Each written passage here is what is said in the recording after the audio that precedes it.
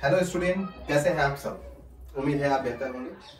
तो आज हम आपके लिए लाए हैं मेटल एंड नॉन मेटल का लेक्चर नंबर 2, जिसमें आज हम पढ़ने जा रहे हैं chemical property of non metal. Chemical property of metal को लेक्चर नंबर 1 में हम लोगों ने पढ़ रखा है, जो हमारी सीरीज थी मेटल एंड नॉन मेटल की। अगर आपको उसकी वीडियोस देखनी है तो आप टाइप कर सकते हैं यूट्यूब पे @Syed क्लासेस। वहां पर आपको हमारा video number 1 chemical property of metals में मिल जाएंगे और उसकी डिटेल हम लोगों ने स्टडी कर रखी है। सारे रिएक्शन देखिए, किस तरीके की क्या कंडीशन है, एक्सेप्शन तक भी हम लोगों ने उसके बारे में पढ़ डाले। तो आज हम लोग पढ़ने जा रहे हैं chemical property of non metal, जो लेक्चर नंबर 2 होने जा रहा है। इस केमिकल प्रॉपर्टी में आज हम लोग पढ़ेंगे कि नॉन मेटल किस तरीके से रिएक्ट करता है। कहीं रिएक्शन शो करता है तो कहीं रिएक्शन शो नहीं करता। तो कॉपी पेन उठा लें। मैं हूं आपका टीचर सैयद सर, और नोट्स बनाए अच्छे से, मन लगा के पढ़ें। वक्त बहुत कम है और पढ़ना बहुत ज्यादा है। होपलेस होने की जरूरत नहीं है, मन लगा के पढ़िए, आराम से बेहतरीन नंबर मिलेगा। ठीक है, चलिए हेडिंग लगा लीजिए, chemical property of non metal. अब chemical property of non metal में जो हम लोगों को पढ़नी है, कुल 6 प्रॉपर्टीज के बारे में पढ़नी है।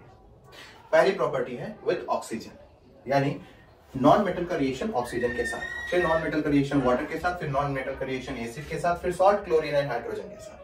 बारी बारी 1 बाय 1 हम इसको पढ़ते हैं, डिटेल में पढ़ते हैं और देखते हैं कि क्या कर सकता है और किस तरीके का रिएक्शन शो करता है। तो पहली हेडिंग लगाइए, number 1 with oxygen. With oxygen.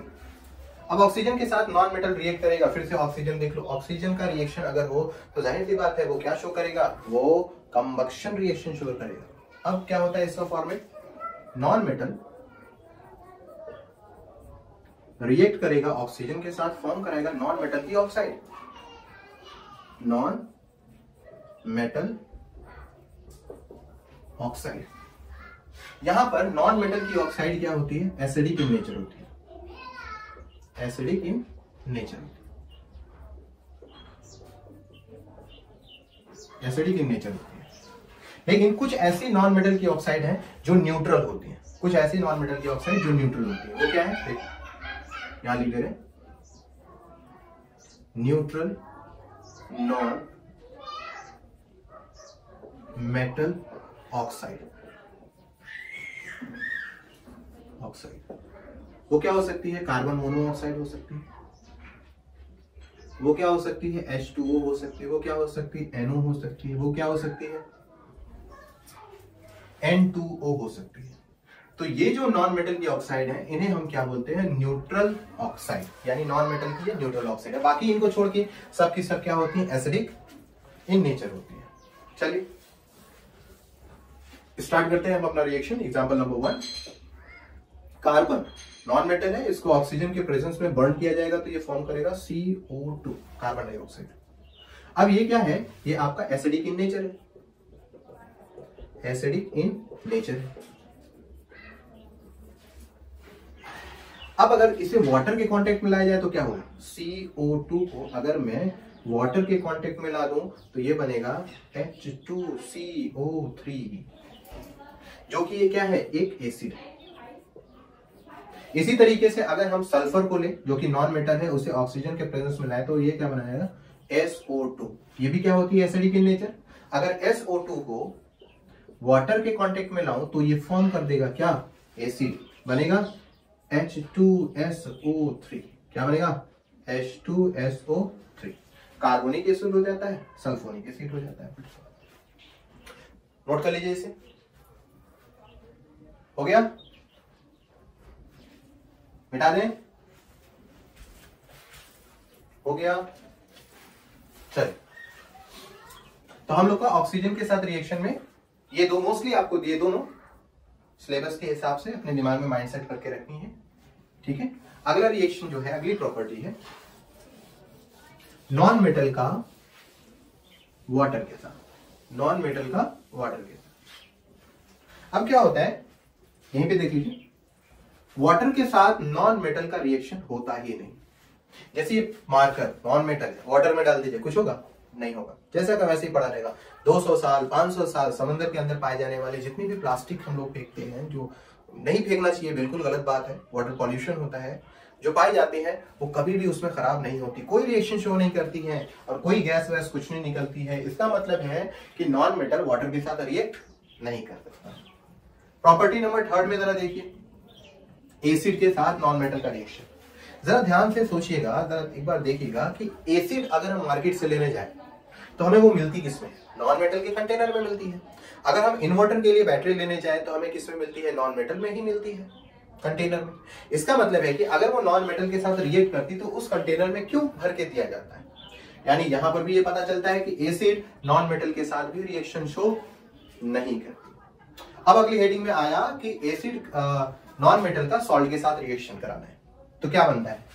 आपको यही एक रिएक्शन याद रखना है जो आपके बोर्ड के लिए है, बाकी बहुत सारे रिएक्शन है। फिलहाल हम बोर्ड को लेके चल रहे हैं तो आप इन्हीं को लेके चलिएगा। प्रैक्टिस के लिए आप बहुत सारे क्वेश्चन उठा सकते हैं। क्या करना है? आपको सॉल्ट ले लेना है। तो हमने क्या ले लिया? सॉल्ट ले लिया, NaBr, सोडियम ब्रोमाइड, और हमने क्या कर लिया? मेटल के साथ इसको रिएक्ट कर दिया, नॉन मेटल के साथ, जो कि था क्लोरीन गैस। ठीक है। अगर सॉल्ट को नॉन मेटल के साथ रिएक्ट किया जाए तब ऐसी सूरत में इसे भी कहा जाता है, क्या कहा जाता है? डिस्प्लेसमेंट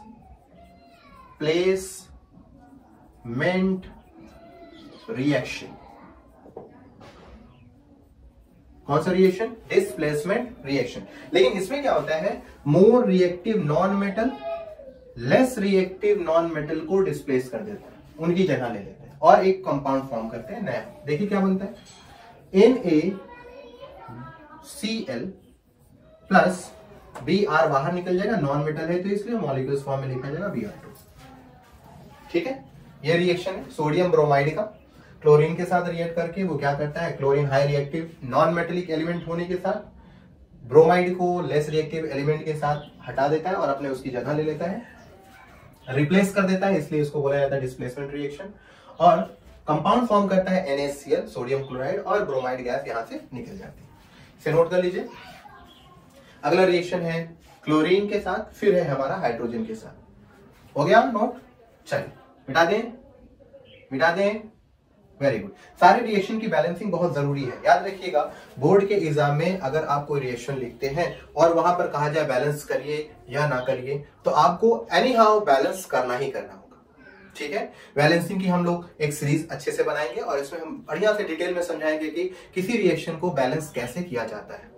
फिलहाल हम लोग सीरीज में पढ़ रहे हैं chemical property of non metal, और उसमें टॉपिक नंबर है हमारा रिएक्शन की सीरीज का 4th, और ये क्या है? सॉल्ट के साथ उसका रिएक्शन। तो अगली जो हम लोग केमिकल प्रॉपर्टी पढ़ेंगे वो है क्लोरीन के साथ नॉन मेटल का रिएक्शन। ठीक है, अगर नॉन मेटल क्लोरीन के साथ रिएक्ट करे तो क्या बनेगा? नॉन मेटल की क्लोराइड, यानी नॉन मेटल क्लोराइड बनेगा। और नॉन मेटल क्लोराइड जो होता है, नॉन मेटल क्लोराइड यहां पर जो बनेगा वो होता है कोवैलेंट। क्या होता है? कोवैलेंट होता है। इसमें इलेक्ट्रिसिटी पास नहीं हो सकती, ये मॉलिक्यूलर कंपाउंड होता है। एग्जांपल देख लेते हैं। हाइड्रोजन गैस है और उसको क्लोरीन गैस के साथ कंबाइन कर दिया जा रहा है, बन जाएगा HCl। यहां पर HCl का नाम आएगा हाइड्रोजन क्लोराइड, हाइड्रोक्लोरिक एसिड है हाइड्रोजन क्लोराइड, क्योंकि ये मॉलिक्यूलर कंपाउंड होता है और ये कोवैलेंट बॉन्ड बनाता है। इसमें इलेक्ट्रिसिटी कंडक्ट नहीं कर सकती। इसी तरीके से अगर हाइड्रोजन के साथ इसका रिएक्शन देख लिया जाए तो मिटा दें, नोट कर लीजिए, मिटा दें। हो गया? चल, अगर हम हाइड्रोजन के साथ इसका रिएक्शन देखें, नॉन मेटल का, नॉन मेटल हाइड्रोजन के साथ रिएक्शन देखें तो ये क्या बनेगा? Non metal hydride. क्या बनाएगा? Non metal hydride, non metal hydride, non metal hydride. Note कर लीजिए इसको, फिर इसका रिएक्शन देख लेते हैं। हो गया? चलिए देख लेते हैं इसका रिएक्शन। सल्फर को अगर मैं H2 के साथ रिएक्ट कर दूं तो ये क्या बनाएगा? H2S बना देगा। इसी तरीके से अगर मैं नाइट्रोजन को, N2 को हाइड्रोजन के साथ रिएक्ट करूं तो वेरी इंपॉर्टेंट ये बनाएगा क्या? ये बनाएगा अमोनिया, NH3। और ये दोनों ही रिएक्शन वेरी वेरी इंपॉर्टेंट होते हैं, क्योंकि ये क्या करता है, H2S एक तरह का गैस है जो क्रिएट होता है, और वो कैसा होता है, सड़े हुए अंडे जैसी स्मेल करता है, रोटेन एग की स्मेल करता है। कौन, H2S। और NH3 अमोनिया फॉर्म करता है, बहुत बेहतरीन कंपाउंड होता है, बहुत इंपॉर्टेंट कंपाउंड होता है। फॉर्मेशन ऑफ अमोनिया के लिए नाइट्रोजन और हाइड्रोजन की जरूरत पड़ती है। बैलेंसिंग देख लीजिए जरा, कोई बड़ी चीज नहीं है। नाइट्रोजन देखो क्या है, यहाँ पर 2, यहाँ पर कितना है 1, तो यहाँ पर 2 से मल्टीप्लाई कर लो।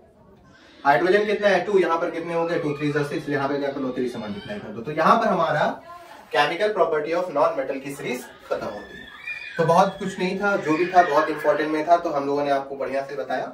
इसे बढ़िया से नोट कीजिएगा, इसकी एक बार प्रैक्टिस करिएगा, पढ़ते रहिए।